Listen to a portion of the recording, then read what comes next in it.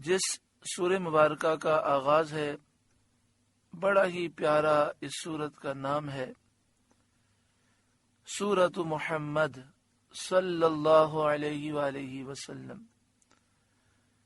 یہ سورہ مبارکہ مدنی ہے، ہجرت کے بعد اس کا نزول ہوا۔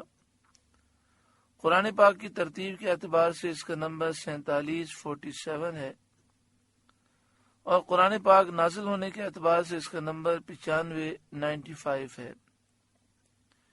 اس میں 38 آیات ہیں، 4 رکوع ہیں، 558 کلمات، 2475 حروف ہیں۔ بسم اللہ الرحمن الرحیم، اللہ کے نام سے شروع جو نہایت مہربان رحم والا۔ الذین کفروا وصدوا عن سبیل اللہ اضل اعمالهم، جنہوں نے کفر کیا اور اللہ کی راہ سے روکا، اللہ نے ان کے عمل برباد کیے۔ یعنی جو لوگ خود اسلام میں داخل نہ ہوئے اور دوسروں کو انہوں نے اسلام سے روکا، اللہ نے ان کے عمل برباد کیے۔ جو کچھ بھی انہوں نے کیے ہوں، خواہ بھوکوں کو کھلایا ہو، یا قیدیوں کو چھڑایا ہو، یا غریبوں کی مدد کی ہو، یا مسجد حرام یعنی خانہ کعبہ کی عمارت میں کوئی خدمت کی ہو، سب برباد ہوئی، آخرت میں اس کا کچھ ثواب نہیں۔ حضرت ضحاک رضی اللہ تعالیٰ عنہ کا فرمان ہے کہ مراد یہ ہے کہ کفار نے سید عالم صلی اللہ علیہ وسلم کے لیے جو مکر سوچے تھے، حیلے بنائے تھے، جو منصوبے بنائے تھے، پیارے آقا صلی اللہ علیہ وسلم کو نقصان پہنچانے کے لیے، اللہ تعالیٰ نے ان کے وہ تمام کام باطل کر دیے۔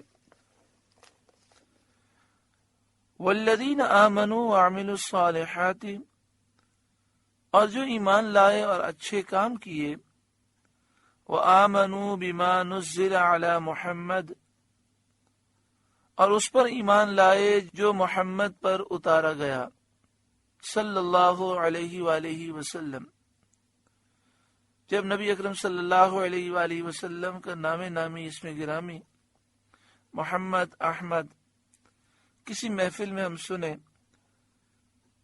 تو جب پہلی دفعہ سنیں تو درود پاک پڑھنا واجب ہے۔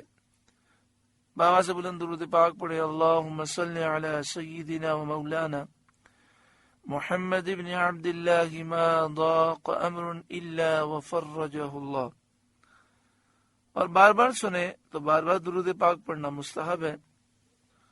اور اس کے علاوہ بھی نبی اکرم صلی اللہ علیہ وآلہ وسلم کا جب بھی ذکر ہو، اشارتاً کنایتاً، جیسے ابھی میں نے کہا نبی کریم صلی اللہ علیہ وآلہ وسلم، تو اس وقت درود پڑھنا یہ مستحب ہے۔ وآمنوا بما نزل علی محمد، اور اس پر ایمان لائے جو محمد پر اتارا گیا صلی اللہ علیہ وآلہ وسلم، یعنی قرآن پاک پر جو لوگ ایمان لائے۔ وَهُوَ الْحَقُّ مِن رَبِّهِمْ، اور وہی ان کے رب کے پاس سے حق ہے۔ کفر عنہم سیئاتہم، اللہ نے ان کی برائیاں اتار دیں، ان کی خطائیں مٹائیں، وَأَصْلَحَ بَالَهُمْ، اور ان کی حالتیں سنوار دیں، یعنی امور دین میں توفیق عطا فرما کر، اور دنیا میں ان کے دشمنوں کے مقابل ان کی مدد فرما کر، یعنی اللہ تعالیٰ نے دین کے معاملات میں انہیں اچھی توفیق عطا فرمائی، اور دنیا میں دشمنوں کے مقابلے میں ان کی مدد فرمائی۔ کن لوگوں کی؟ جو قرآن پاک پر ایمان لائے، جنہوں نے اچھے کام کیے۔ حضرت عبداللہ بن عباس رضی اللہ تعالی عنہما نے فرمایا کہ ان کے ایام حیات میں ان کی حفاظت فرما کر کہ ان سے عصیاں واقع نہ ہو۔ یعنی حضرت عبداللہ بن عباس فرماتے ہیں کہ جب دل سے وہ ایمان لائے اور اچھے اعمال کیے تو اللہ تعالیٰ نے زندگی میں ان کی حفاظت فرمائی، تاکہ یہ گناہوں سے محفوظ رہیں۔ ذالک بأن الذین کفروا اتبعوا الباطل، یہ اس لیے کہ کافر باطل کے پیرو ہوئے، کافروں نے باطل کی پیروی کی۔ وَأَنَّ الَّذِينَ آمَنُوا اتَّبَعُوا الْحَقَّ مِن رَبِّهِمْ، اور ایمان والوں نے حق کی پیروی کی جو ان کے رب کی طرف سے ہے، یعنی ایمان والوں نے قرآن پاک کی پیروی کی، تو اس لیے اللہ نے دنیا اور آخرت میں ان کی مدد فرمائی۔ کافروں نے باطل کی پیروی کی، دنیا اور آخرت میں وہ برباد ہوئے۔ کذالک یضرب اللہ للناس امثالہم، اللہ لوگوں سے ان کے احوال یوں ہی بیان فرماتا ہے، یعنی فریقین کے، کہ کافروں کے عمل اکارت اور ایمانداروں کی لغزشیں بھی مغفور، یعنی اللہ تعالی لوگوں سے ان کے احوال یوں ہی بیان فرماتا ہے، کافروں کے احوال بھی بیان ہوتے ہیں، ایمان والوں کے اعمال بھی بیان ہوتے ہیں۔ ایمان والوں پر اتنا کرم ہے کہ اگر ان سے غلطی بھی ہو جائے، لغزش بھی ہو جائے تو معاف کر دی جاتی ہے، اور کافروں کا حال یہ ہے کہ وہ اچھا کام کریں تب بھی وہ عمل قبول نہیں ہوتا اور وہ برباد جاتا ہے۔ فَإِذَا لَقِيتُمُ الَّذِينَ كَفَرُوا فَضَرْبَ الرِّقَابِ، تو جب کافروں سے تمہارا سامنا ہو تو گردنیں مارنا ہے، یعنی میدان جنگ میں، جہاد میں جب تمہارا مقابلہ کافروں سے ہو تو گردنیں مارنا ہے، یعنی ان کو قتل کرو۔ حَتَّى إِذَا أَثْخَنْتُمُوهُمْ، یہاں تک کہ جب انہیں خوب قتل کر لو، یعنی کثرت سے قتل کر چکو اور باقی ماندوں کو قید کرنے کا موقع آ جائے۔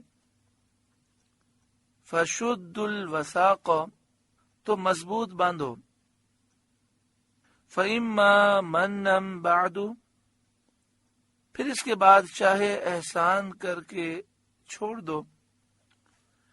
وَإِمَّا فِدَاءً، چاہے فدیہ لے لو۔ مشرکین کے قیدیوں کا حکم ہمارے نزدیک یہ ہے کہ انہیں قتل کیا جائے یا غلام بنا لیا جائے۔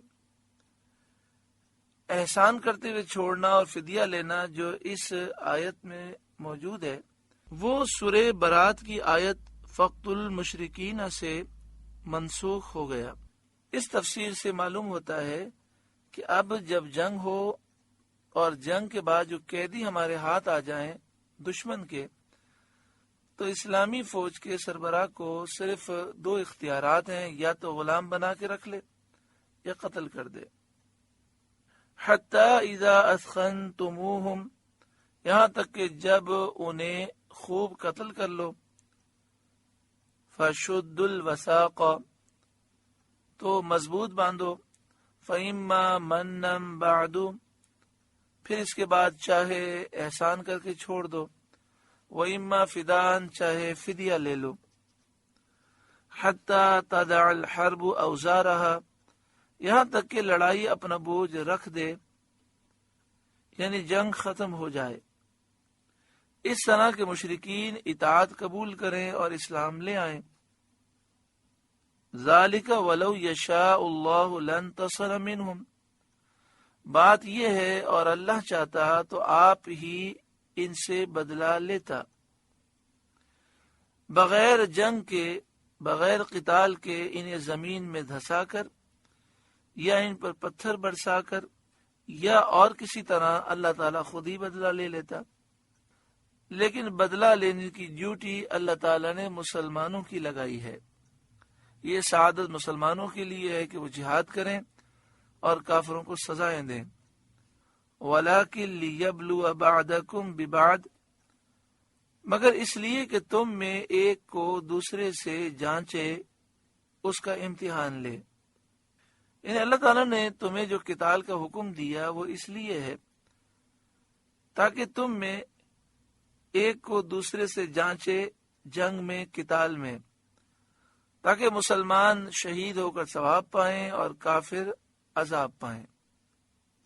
والذین قتلوا فی سبیل اللہ، اور جو اللہ کی راہ میں مارے گئے، فَلَن يُضِلَّ أَعْمَالَهُمْ، اللہ ہرگز ان کی عمل ضائع نہ فرمائے گا، ان کے اعمال کا ثواب پورا پورا دے گا۔ شان نزول یہ آیت غزوہ احد کے دن نازل ہوئی جبکہ مسلمان زیادہ شہید ہوئے اور زخمی ہوئے۔ سیہدیہم، ان قریب انہیں راہ دے گا، یعنی اونچے اونچے درجات کی طرف اللہ تعالی انہیں راہ دے گا۔ وَيُصْلِحُ بَالَهُمْ، اور ان کا کام بنا دے گا۔ وَيُدْخِلُهُمُ الْجَنَّةَ عَرَّفَهَا لَهُمْ، اور انہیں جنت میں لے جائے گا، انہیں اس کی پہچان کرا دی ہے۔ یعنی جنتی جب جنت میں داخل ہوں گے تو اپنے محلات کی طرف اس طرح نہ پہنچیں گے جیسے ایک نہ جاننے والا پوچھ پوچھ کے جاتا ہے۔ جو کسی مقام پر جاتا ہے تو اس کو ہر چیز کے دریافت کرنے کی حاجت درپیش ہوتی ہے، ہر ایک سے پوچھتا ہے کہ فلاں گلی کدھر ہے، فلاں راستہ کدھر ہے، بلکہ وہ اس طرح جائیں گے گویا کہ وہ ہر چیز سے واقف ہے، اپنے منازل، مساکن، محلات پہچانتے ہوں گے، اپنی زوجہ اور خدام کو جانتے ہوں گے، ہر چیز کا موقع ان کے علم میں ہوگا، گویا کہ وہ ہمیشہ سے یہیں کے رہنے بسنے والے ہیں۔ جنتی جب جنت میں داخل ہوں گے تو جنت میں وہ اپنے آپ کو اجنبی نہیں پائیں گے، وہ سمجھیں گے کہ ہمیشہ سے ہم جنت میں ہیں، سارے راستے ہمارے دیکھے ہوئے ہیں۔ یا ایھا الذین آمنوا ان تنصروا اللہ ینصرکم، اے ایمان والوں اگر تم دین خدا کی مدد کرو گے اللہ تمہاری مدد کرے گا، یعنی اللہ تمہارے دشمن کے مقابلے میں تمہاری مدد کرے گا۔ وَيُثَبِّتْ أَقْدَامَكُمْ، اور تمہارے قدم جمع دے گا، یعنی جنگ کے مارکے میں، میدان جنگ میں اللہ تعالی تمہارے قدم جمع دے گا۔ اسی طرح اسلام کی حجت پر تم ثابت قدم رہو گے، اسی طرح پل صراط پر اللہ تمہارے قدم جمع دے گا۔ تو اگر پل صراط پر کامیاب ہونا ہے تو دین اسلام کی خدمت کریں، ناموس رسالت کا تحفظ کریں، اس کے لیے کوشش کریں۔ والذین کفروا فتعسا لهم واضل اعمالهم، اور جنہوں نے کفر کیا تو ان پر تباہی پڑے اور اللہ ان کے اعمال برباد کرے، یعنی جو کافر ہیں وہ تباہ ہوں گے اور ان کے اعمال برباد ہو جائیں گے۔ ذالک بانہم کرہوا ما انزل اللہ، یہ اس لیے کہ انہیں ناگوار ہوا جو اللہ نے اتارا، یعنی قرآن پاک کو انہوں نے پسند نہیں کیا۔ قرآن پاک کے جو احکام ہیں اس میں شہوتوں، لذتوں کو چھوڑنا پڑتا ہے، اور اطاعت، فرما برداری اور عبادت میں مشقت اٹھانے کے احکام ہیں جو نفس پر شاق ہوتے ہیں، گرا گزرتے ہیں۔ اس لیے قرآن پاک کا نزول انہیں برا لگا۔ فَأَحْبَطَ أَعْمَالَهُمْ، تو اللہ نے ان کا کیا دھرا اکارت کیا، ان کے سارے اعمال برباد کر دیے۔ افلم یسیروا فی الارض، تو کیا انہوں نے زمین میں سفر نہ کیا؟ فینظروا کیف کان عاقبۃ الذین من قبلہم، کہ دیکھتے ان سے اگلوں کا کیسا انجام ہوا، یعنی پچھلی امتوں کا انجام وہ دیکھتے، کیا انہوں نے زمین میں سفر کر کے یہ عبرت کے مناظر نہ دیکھے؟ دمر اللہ علیہم، اللہ نے ان پر تباہی ڈالی کہ انہیں اور ان کی اولاد اور ان کے اموال کو سب کو ہلاک کر دیا۔ وللکافرین امثالھا، اور ان کافروں کے لیے بھی ویسی کتنی ہی ہیں، یعنی اگر یہ کافر سید عالم صلی اللہ علیہ وسلم پر ایمان نہ لائیں تو ان کے لیے بھی پہلے جیسی بہت سی تباہیاں ہیں۔ وَلِلْكَافِرِينَ أَمْثَالُهَا، اور ان کافروں کے لیے بھی ویسی کتنی ہی تباہیاں ہیں۔ ذَلِكَ بِأَنَّ اللَّهَ مَوْلَى الَّذِينَ آمَنُوا، یہ اس لیے کہ مسلمانوں کا مولا اللہ ہے، یعنی مسلمان فتح اور نصرت پائیں گے، کافر ذلیل و رسوا ہوں گے۔ اس کی وجہ کیا ہے؟ کیونکہ مسلمانوں کا مددگار اللہ ہے۔ وَأَنَّ الْكَافِرِينَ لَا مَوْلَى لَهُمْ، اور کافروں کا کوئی مولا نہیں۔ سورہ محمد صلی اللہ علیہ وآلہ وسلم کا پہلا رکوع مکمل ہوا۔ اللہ تعالیٰ اس رکوع کے نور سے ہمارے قلوب کو روشن و منور فرمائے۔